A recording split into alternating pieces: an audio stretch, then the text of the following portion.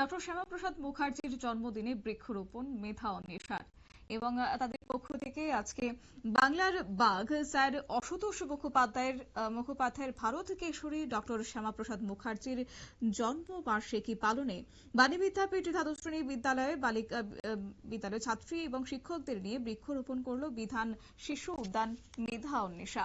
আর এই উপলক্ষে বাণী বিদ্যাপীঠ দ্বাদশ শ্রেণী বালিকা বিদ্যালয়ে কিচেন গার্ডেনে সবজি ও ফুলের চারা রোপণ করেন বিধান শিশু উদ্যান। বাংলার বাঘ অসুতোষ মুখোপাধ্যায়ের পুত্র ভারত কেশরী ডক্টর শ্যামাপ্রসাদ মুখার্জির জন্মবার্ষিকীকে সামনে রেখেই তাদের এই উদ্যোগ এবং সেই নিয়ে বাণী বিদ্যাপীঠ দ্বাদশ শ্রেণী বালিকা বিদ্যালয়ের শিক্ষক অর্থাৎ শিক্ষাবিদ এবং একাধারে পরিবেশ প্রেমী মনোজ রায় কি বললেন শুনুন। আজকে বাংলার বাঘ আশুতোষ মুখার্জির সুযোগ্য পুত্র ডক্টর শ্যামাপ্রসাদ মুখার্জির জন্মদিন। তিনি সবসময় সমাজসেবা নিয়ে থাকতেন এবং মানুষের জন্য যথেষ্ট কাজ করে গেছেন।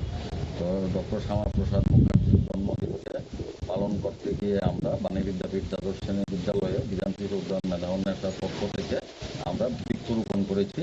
আমার সঙ্গে আছেন বিধান শিশু উদ্যান মেধা অন্বেষার রাজ্য কমিটির সদস্য তথা সহকারী প্রধান শিক্ষিকা স্বপ্না দাশগুপ্তা, বাণী বিদ্যাপীঠ বিদ্যালয়ের শিক্ষিকা পায়েল নাথ এবং আমার বিদ্যালয়ের ছাত্রীরা। আমি মনোজ রায়, বিধান শিশু উদ্যান মেধা অন্বেষার রাজ্য কনভেনর।